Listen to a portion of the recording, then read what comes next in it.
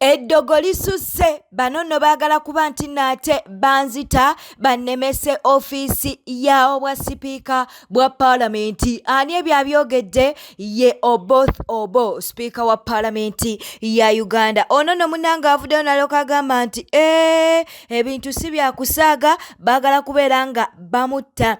Sipiika bw'ati bw'avuddeyo n'alyoka agamba bino nno yabyogedde munnange mu public appearance ye gye yakoze wali mu Budama Central, West Budama Central, n'alyoka abeera ng'ate abotola ekyama kino mbu bamusindikira eddogo mbu munnange bali mu kumuloga era baagala kuba nti nate bamutta, ofiisi eno abeere ng'ate agivaamu si byangu. Katubeere ng'ate tweyongerayo mu mawulire amalala ge tuli mu kuba nti nate tufuna tugenzeeko eweeyali abamu bagambye yali manager, ate abalala bagamba nti yali akulira abaali bakuba ebidongo nga Kafeero akyali mulamu era mbu yabeera nnyo n'omugenzi Kafeero avuddeyo n'abeera ng'ate abotola ebyama. Tugenda kubeera nga tukuwa kyama ku kyama, kyama ku kyama. Katusookere wano. Ono nno avuddeyo n'abeera ng'ate agamba nti waliwo omwana ayitibwa Maaka Kafeero mbu alina muganda waayitibwa Tone Kafeero. Avuddeyo n'alyoka agamba nti abo baana ba Kafeero. Avuddeyo n'alyoka agamba nti abo baana ba Kafeero era munnange abadde ne alubaamu ye nga wagenda mu maaso n'okuba nti nno abikula watubuulira abamu ku bakazi ba Kafeero okitegeera nno katusooke tukuwa akatambi kano. Wano esala shoti. Twali kana yinyi. Ono sise nyakko.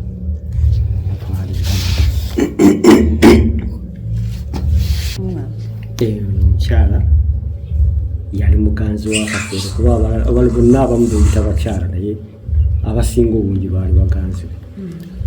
Nabukenya wootuukidde gwe yayimba Nabukenya Betty. Wootuukidde atembine kambulaabulamu naye nga bw'obimanyi ate nze siri muyimbi. Webityo genzi abasudde ono yazaalani Maaka Kafeero ne Tone Kafeero. Ono gwe bayitangani Namatani Maculeti. Bwe tweyongerayo era ono y'omu munnange avuddeyo n'alyoka ategeeza nti Kafeero teyafa ng'alina abaana bana bokka. Avuddeyo n'alyoka agamba nti abaana b'omugenzi Kafeero bawerera ddala 17 ku 18. Ono ye yali ennyo munnange n'omugenzi Kafeero. Avuddeyo era n'annyonnyola n'alyoka agamba nti omugenzi abaana be yali teyeekakasa yabagobanga, naye abaana be yafa munnange tagobye yali akakasizza nti baali baana be. Era amazima munnange tegeekweka. Ono avuddeyo n'abaako ate byannyonnyola ku Bisirikirwa oba eyeeyita Bisirikirwa. Mbu Bisirikirwa oyo gw'olaba mbu yayaniriza abaana 4. Abo abaana boolaba abaayiseewo ku DNA mbu be yayanirizaako bokka, naye mbu abaana abalala be baamuleeteranga yabagoba. Ensonga nno bwe zityo bwe ziri, ekitegeeza nti famire ya Kafeero oba baganda ba Kafeero bali ku mulamwa nnyo okuvaayo ne babeera ng'ate bawakanya results ezaakoleddwa nga bagamba nti n'abaana ba Kafeero bali bana bokka. Jjukira nti n'omusika kyazuulwa mbu si mwana wa Kafeero. Anange kiri mu Uganda naye ffe tujja kubeera ng'ate tugakuwa nga bwe tugafuna. Katugendeko ew'omuyimbi waffe Chosen Becky, omu ku bayimbi munnange abasinga okwagalwa mu ggwanga lyattu Uganda. Chosen Becky wuuno munnange ayina byavuddeyo n'abeera ng'ate ategeeza era ssaawa yonna wemulaba ng'azzizza ku mwana waffe ow'obuwala okitegeera zaabu teweewunya. Akatambi kaakano nina omwami wange tuli out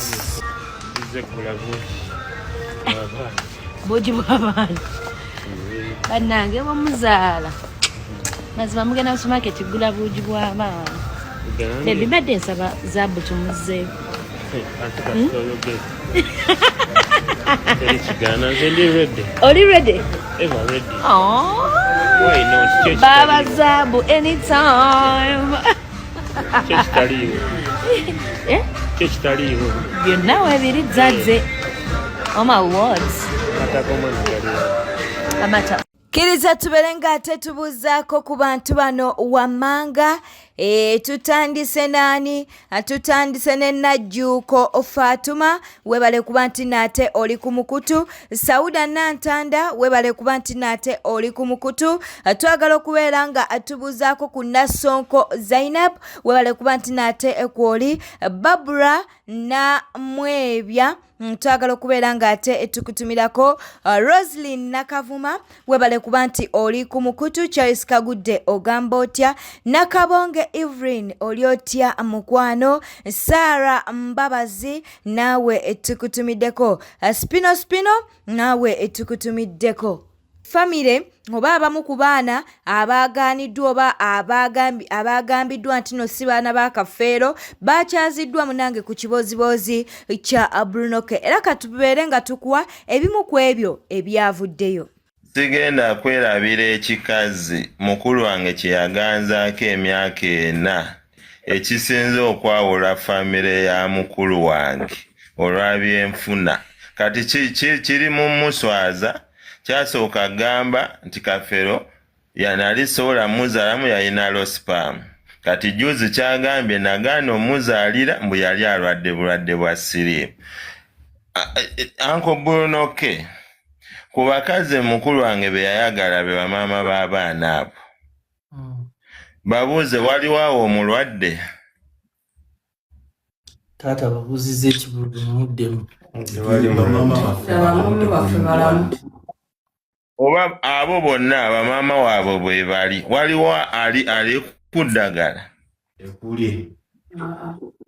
kati bonoka olaba ekyaleeta obuzibu mu social media bantu abamu kujja kulimba ate ne beeyogeza mpola omuntu n'alowooza nti bali ku kitu n'ekirungi atandise okweswaza yasooka losipaamu kati agamba omusajja yali alwadde siriimu neŋŋaana omuzaalira kyogamba owa siriimu tazaala.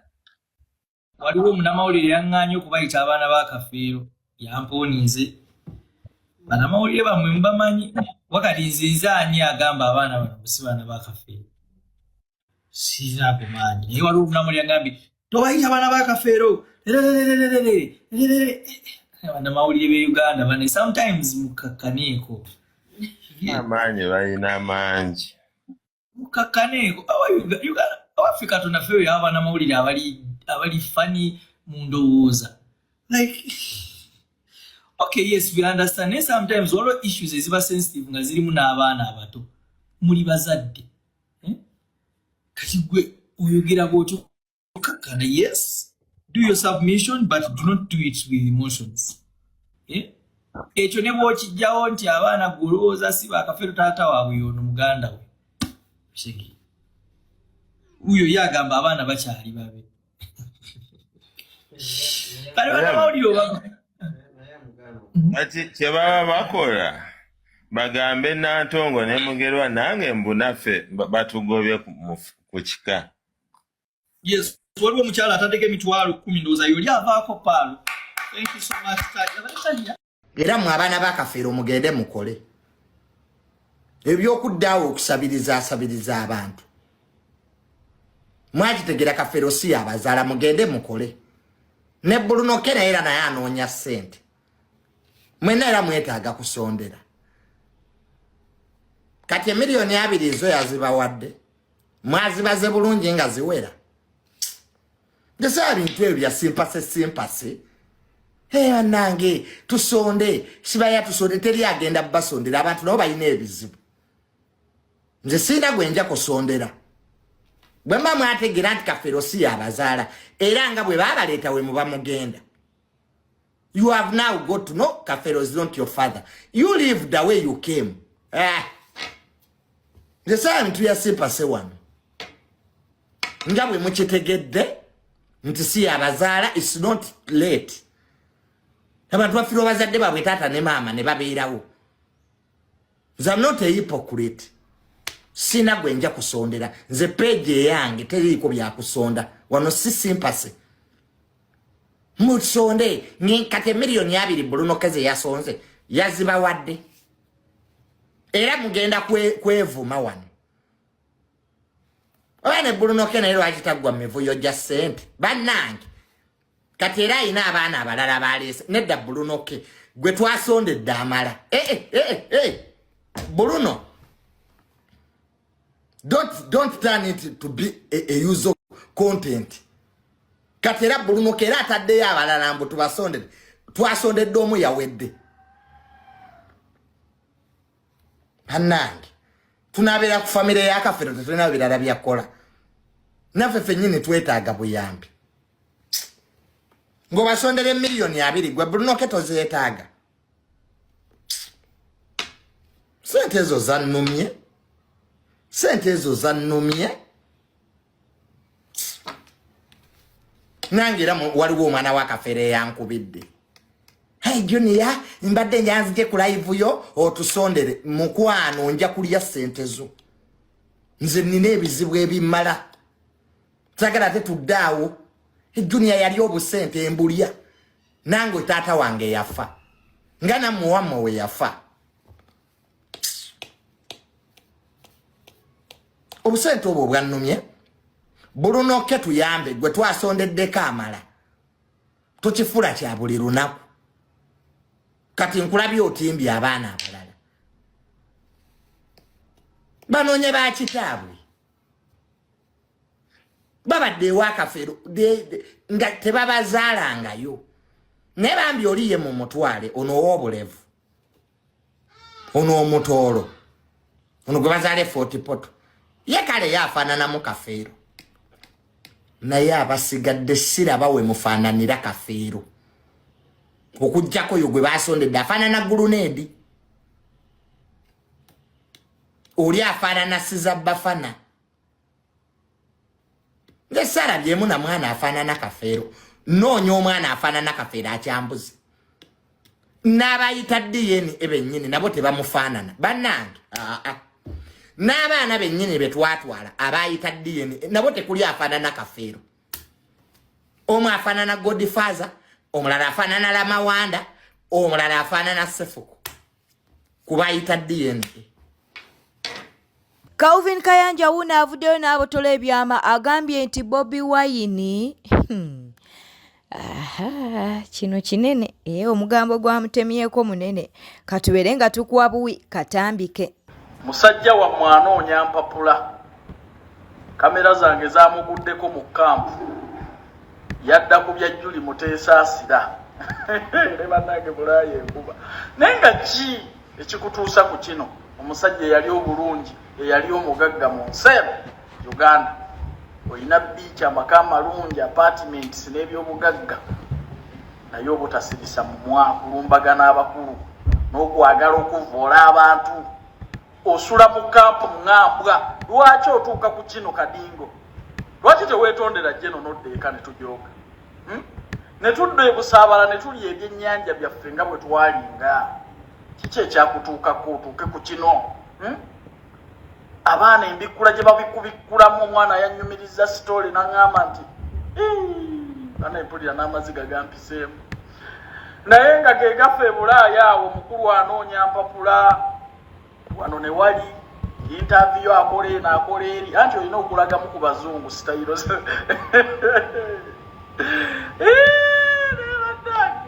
ennaku eno ebyembi bisekerwa naye si gwe yandiwa waŋŋanguse ku bugagga bw'olina wano weetondera abakulu abakuwa emirembe okola obugagga okomewo eka obagaye nti muzannyo gwali gwakuyiiyaamu naye kati oteredde otegedde inga magezi gakuweebwa muno. Omuwala wuno munnange avuddeyo n'atabukira abo abaagala okuyingirira omukisa gw'omuvubuka ono munnange eyagambibwa nti no si mwana wa Kafeero ono omweru ayina ekirevu awo we tumwawulira munnange. Kaakati bangi babadde bavuddeyo nga bagamba nti simanya we 40 simanya muyaaye simanya mulimba. Ono avuddeyo n'alyoka agamba nti abo balimba.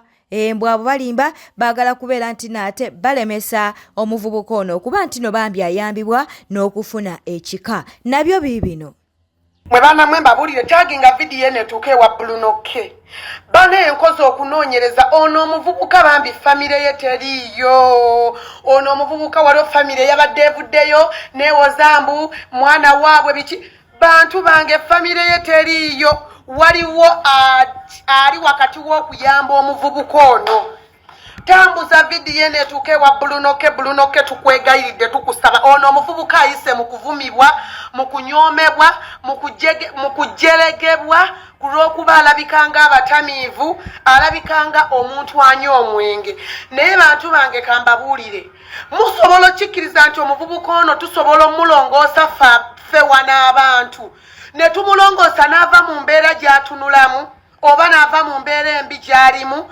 tambuza vidiyo eno etuuke ku muyambi w'abantu omusaasizi Bulunoke ono omuvubuka naye tuyambe omuteekeko ku kibooziboozi nga bwe wataddeko oli mukwano tukwegayiridde n'ono taata muteekeko mmwe bantu mmwe mugamba nti ono omuvubuka alabikanga abatamiivu alabikanga anywa omwenge simanyanga ayina ebirevu ebyo bibaawo mu bavubuka n'ekirala ekintu ekyabadde akikola ku lw'okuba taata we yayina ebirevu kati nga naye ayina ebirevu ebyo nga tugambe nti afaanana taata we ngera bw'abadde agamba nti Paulo Kafero yabadde taata we naye Bulunoke tukwegayiridde mukwano ono omuvubuka muteeke ku kibooziboozi Fifi the Queen wuuno ayina ebibuuzo by'abuuza baganda b'omugenzi Kafeero katubeere nga tukuwa akatambike nze ndi wa bibuuzo ebibuuzo byange biddayo ewa Nende ayogera ng'obudde obuyise Mugerwa Kawalagi Nono Senga njagala kubabuuza lwaki omusaayi ogwa mmwe muguwalana nnyo ne mwagala nnyo omwebolereze banange mutunnyonnyole you see some of us why do we ask these questions because we've been there we know the drama we've seen what families do kasitazibamu abaana abagezigezi so twagala kumanya lwaki omusaayi oguyitibwa ogwammwe muguwalana nnyo you don't even have time to celebrate them to welcome them naye muyina obudde obulumirwa omusaayi ogutali gwammwe ennyo mubanoonyeza nakijja lwaki musibyewo embeera ku baana ba Kafeero kubanga ekyo kye musiba ku baana ba Kafeero mulinga abaagala mu bano mubasembereze bali basobole okubatemaatema babatte mangu babajjewo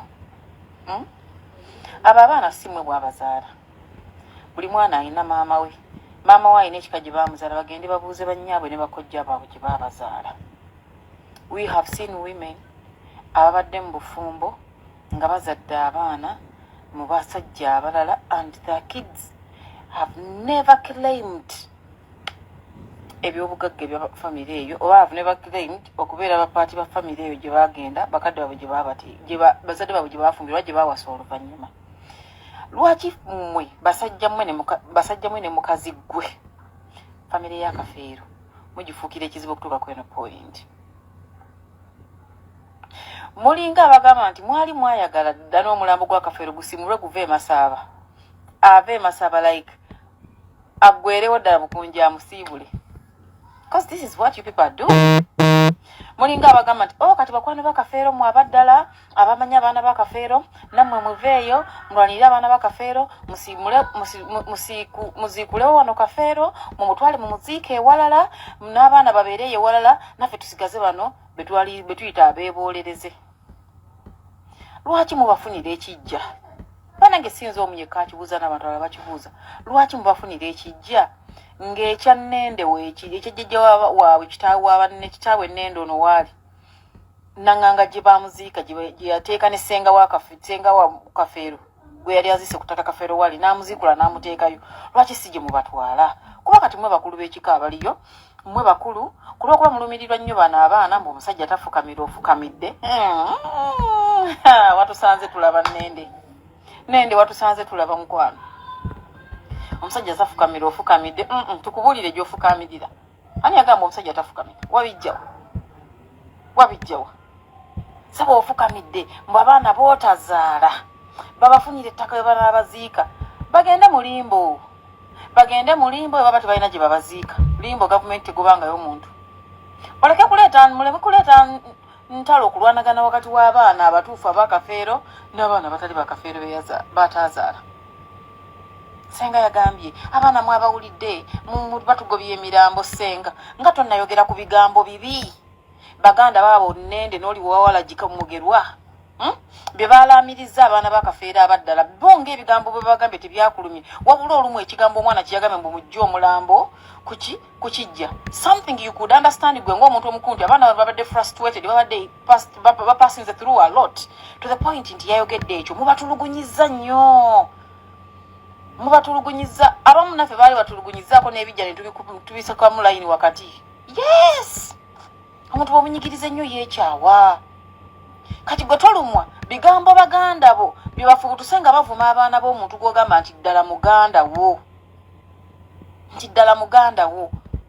nga ddala ogamba kafeero wali omwagala era olumulumirirwa era ekikuganya okutuula ekikuzunza kanemu kanabbiri kanasatu katuuza mwanyi oyagala kufunira kafeero bwenkanya oli ku musaayi gwe omutuufu ososola ovuma bavuma tonyega but omwana bwe yayogedde ekigambo ekimu bwe kiti nti bajjewo omulambo bagujje ku bijja byaffe kuba bategedde si wabazaala gwe kikulumye nnyo okusinga bo bakibaganda bo abasajja babiri bootembeeta nabo eno kwaya y'abaana bamwe mumanyi gye mwagijja bwe mutembeeta nabo ebigambo bye bayisa abaana ba muganda bo kafeero senga golowooza muguno mulembe gukyali guli ogedda gwe mwasiriwazanga abo abaana bamaama baabwe gye bali temusiba baana bo batabazaala muleka abaana bagende babalage gye babazaala kati mmwe kizibu mmwe mulemesa abaana okugenda gye bazaalibwa gw'ogamba mbu obagulira ettaka mbwe era simanga ekijja golowooza bonna bagenda kukkiriziganya nti ekimu tebali litunda era lugenda ku kyolunaku olu kufubutukeko omu oba babiri balitemeteme kubanga tebeerinaako luganda buli omu agenda kuba talina kyalumirirwa ku munne era balitunde bakomewo mu nkaayana. Bannange kye bakoze emirembe nno ate kibadde ekirungi ono wuuno avuddeyo n'abeera ng'ate amuyisaamu eggaali kyokka ayisaamu eggaali mukyala munne naye bannange Uganda eno nammwe mirembe yagenda ne bamugeza omumwa kiki naye ngenza okwetegereza nga yasibani bulesireti enyereza enjegere z'omukamwa naye zamugeza omumwa